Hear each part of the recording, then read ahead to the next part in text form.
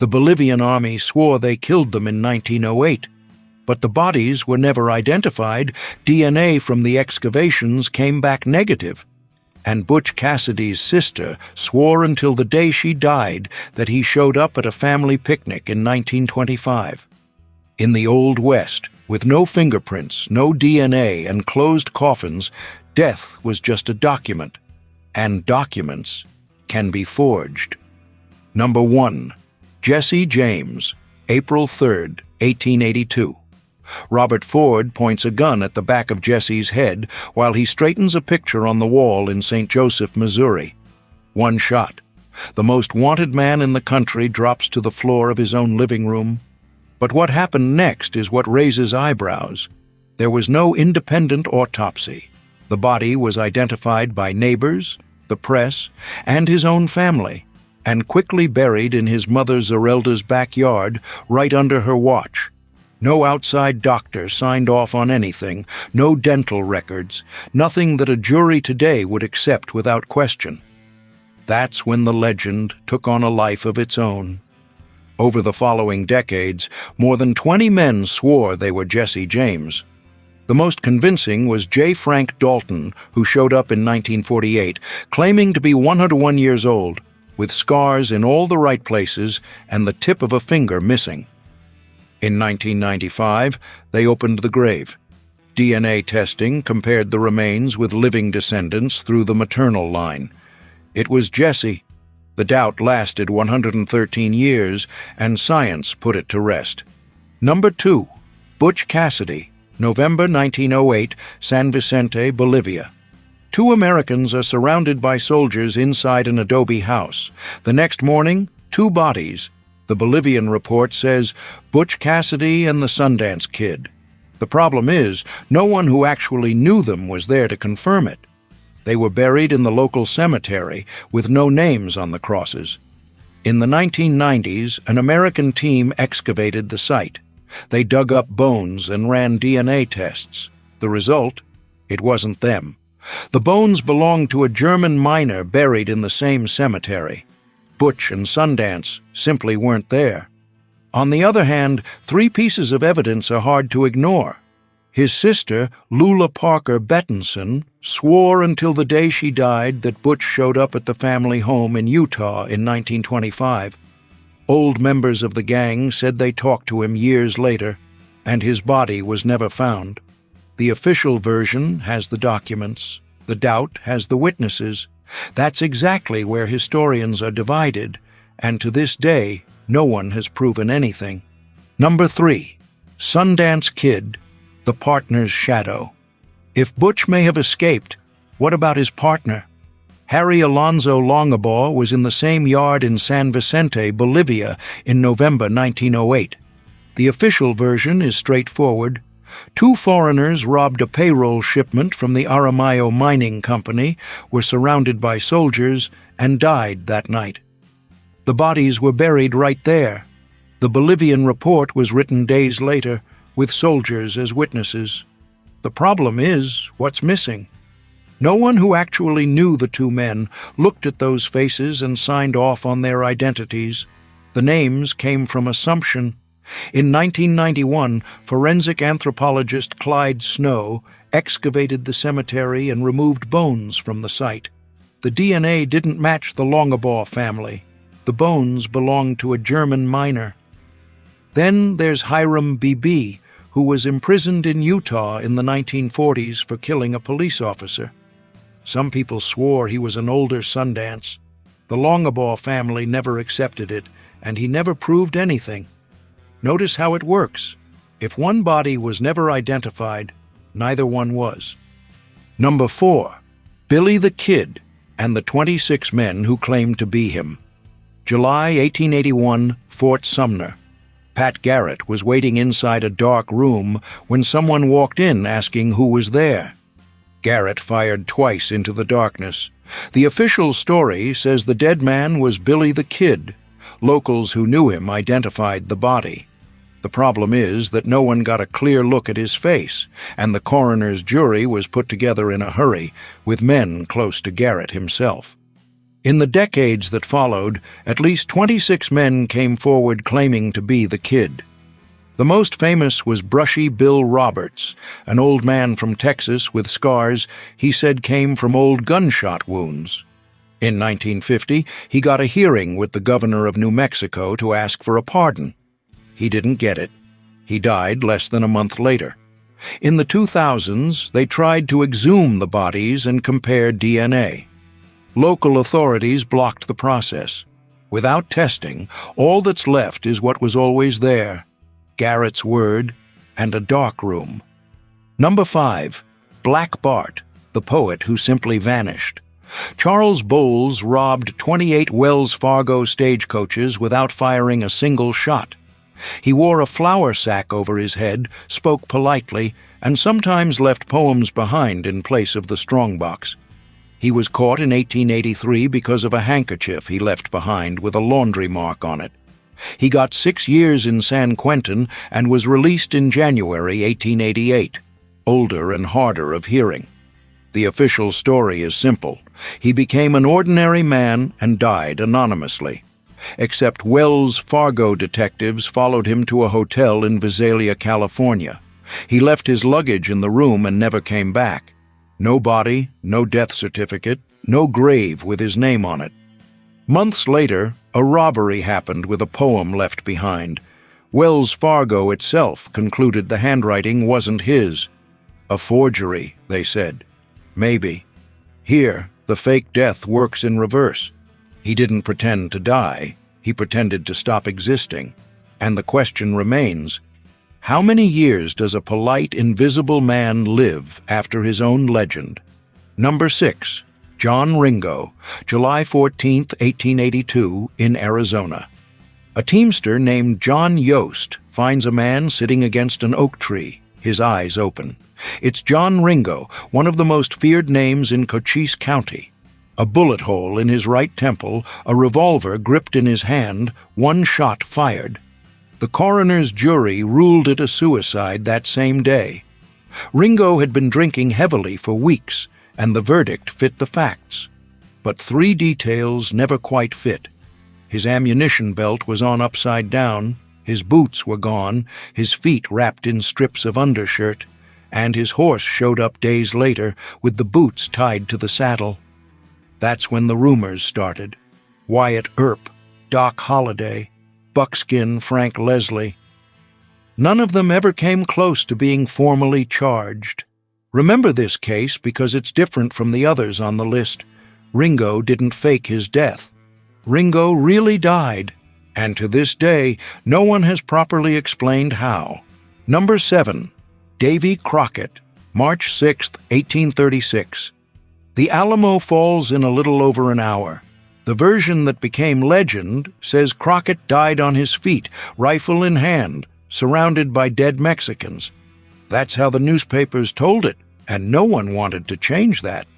But there's another document.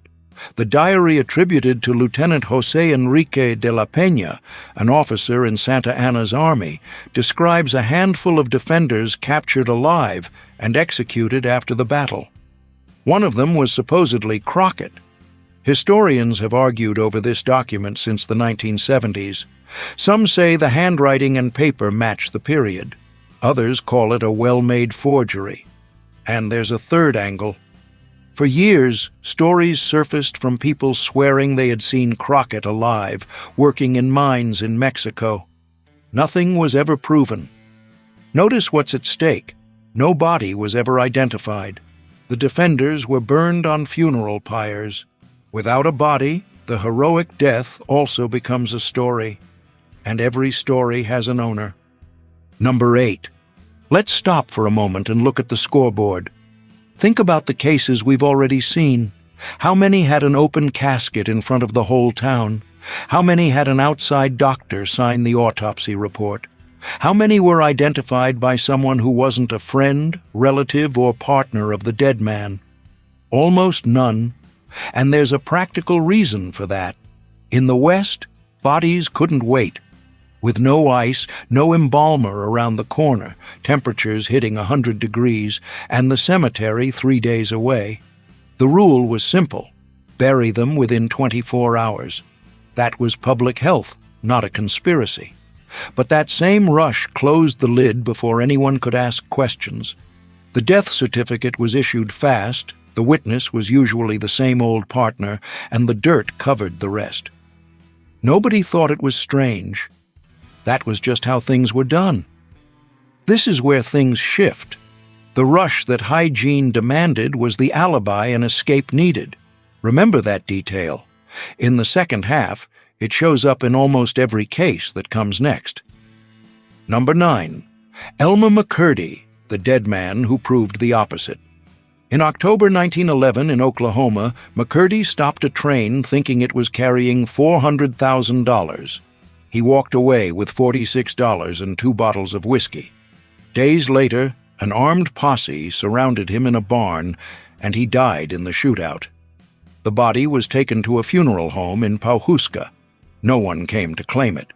The undertaker embalmed him with arsenic, propped the body upright against the wall, and charged a coin to anyone who wanted a look. 5 years later, 2 men claimed to be the dead man's brothers and took the body. They were carnival people. From then on, McCurdy became an attraction. He spent decades traveling through fairs, amusement parks, and haunted houses, resold from owner to owner and displayed as a wax figure under different names, until he was finally identified in California in 1976. Remember the number? 65 years.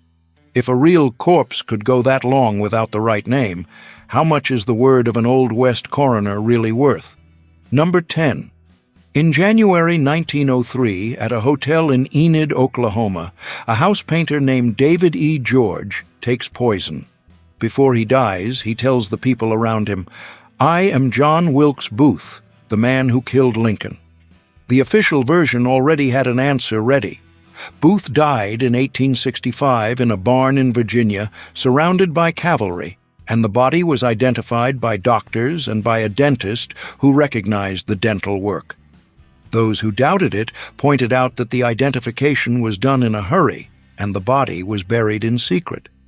But a Tennessee lawyer, Finis Bates, had heard the same confession years earlier from a man who called himself John St. Helen. Bates claims the body, has it embalmed, and keeps the mummy.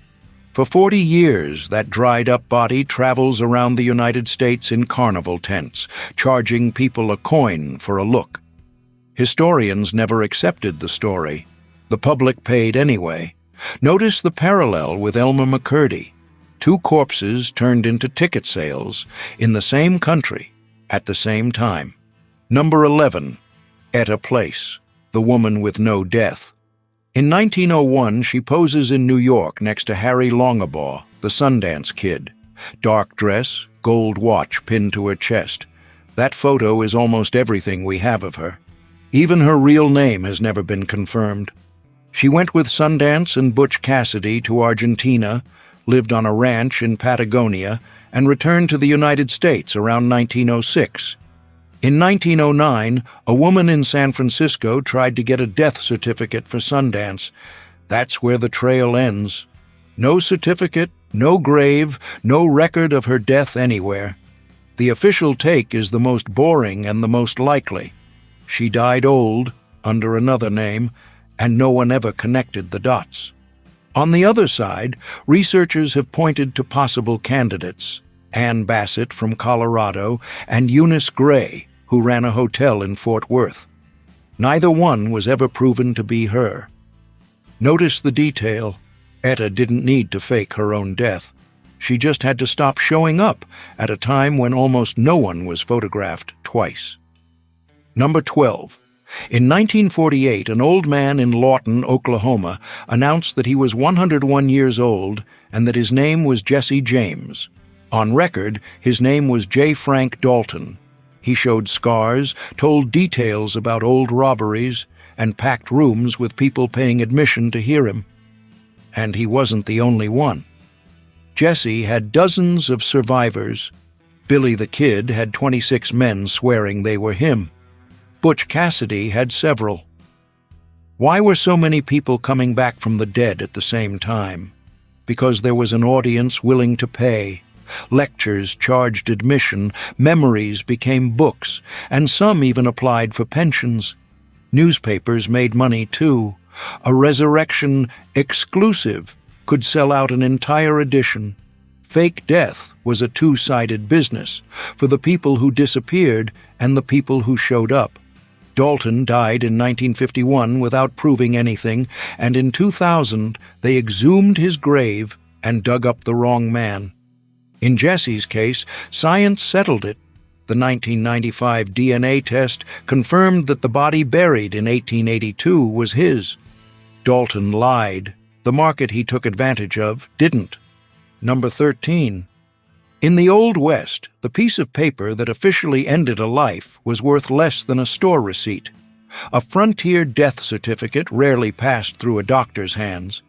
It was filled out by the sheriff, the county justice of the peace, sometimes the funeral home owner. Many could barely write. The fields looked like this. Name, John Smith or something like that. Cause, death by gunshot. Date, around Tuesday. Some doctors signed by mail without ever seeing the body. In some counties, the same man arrested, judged, and buried someone, and signed all three documents, and no one checked afterward. Records from the period confirm this. Until the turn of the century, entire counties in the territories had no legal requirement for a body examination. It was the same loose system as the jails we've already seen, the kind that let prisoners walk out the back door. This doesn't prove that anyone faked their own death. It proves that if they wanted to, the cost was low. One signature, one switched name, and the man was officially buried. Number 14. By the end of the century, life insurance had reached the West. For the first time, dying meant money on paper, and someone had to check. In 1879, John Hillman left Lawrence, Kansas, with a companion, John Brown. Weeks earlier, he had taken out $25,000 in life insurance policies. At a campsite in Crooked Creek, a gunshot. Brown said the shotgun went off by itself. The widow, Sally, buried her husband and went to collect. The insurance companies refused to pay. They said the body belonged to another man, Frederick Adolph Walters, who had disappeared around the same time, and that Hillman was still alive. On one side, witnesses swore they recognized Hillman. On the other, Walters' family recognized their own son in the same grave. There were 6 trials and 2 trips to the Supreme Court. In 2006, they exhumed the coffin and tried DNA testing. The material was too degraded. Neither side proved anything, but that's where the fraud investigator was born. Once death started paying out, the West discovered it could also be faked on paper. Number 15. The convenient deaths on the creditors list.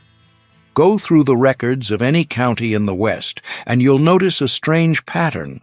Men buried up to their necks in debt would leave on a business trip and never come back. Their deaths would be recorded months later, based on a letter from a distant relative. No body, no doctor, no witness, just a notary with a pen in hand and a canceled debt. The official explanation is simple. Traveling in the West was dangerous. Fever, a horse kick, a flooded river, a roadside robbery. Plenty of people really did die far from home, and a letter was the only proof the family could send. But there's another side to it. No law at the time required a body to declare a man dead, and some of these dead men show up again in the census of another territory, with the same occupation, the same age, and a new last name. A death on paper wiped out the debt and the marriage all at once. For every questionable Billy the Kid, 100 John Does were reborn in the next county. Number 16. Notice something. Almost every questionable case on this list happened before 1900. That's no coincidence. 3 dates killed the trick. 1857. The New York police create the Rogues Gallery, an album of mugshots. For the first time, a person's face is kept on file in a drawer. It cost very little. Any police department could have one. 1861. The telegraph crosses the continent. A man's description can now travel faster than the man himself. Before that, a body buried in Missouri couldn't communicate with a living man in Texas. Now it can. 1911. Chicago. Thomas Jennings is convicted of murder based on fingerprints, the first conviction of its kind upheld by the U.S. courts. Identity stops being whatever you say it is. It becomes a mark you can't change, burn, or sell. That's when the frontier really closed, not when the land ran out, when your name became impossible to escape. Number 17. Notice something.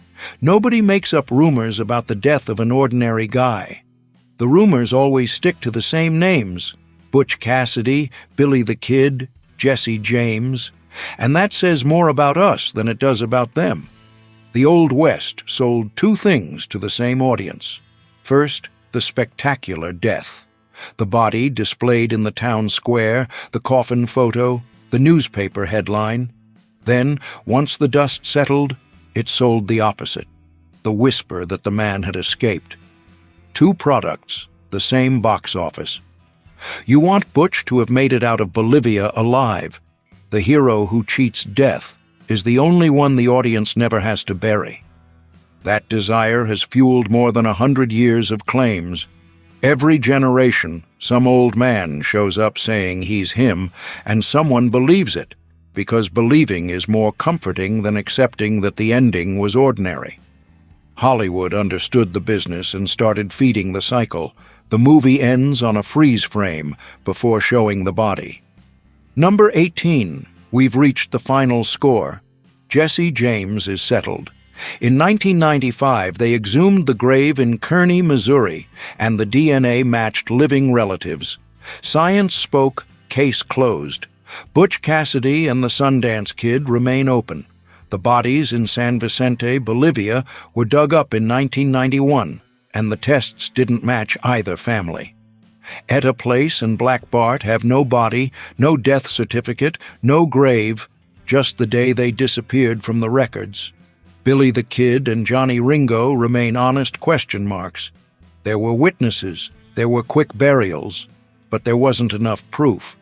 And here's the standard that applies to all of them. In the Old West, death wasn't a medical fact. It was a document. A doctor signed it, a sheriff filed it, a widow collected the insurance. And a document, my friend, can be forged. It was only when science learned how to read bones that the trick lost its power. The question was never whether someone faked their death in the Old West. It's how many pulled it off and never became legends.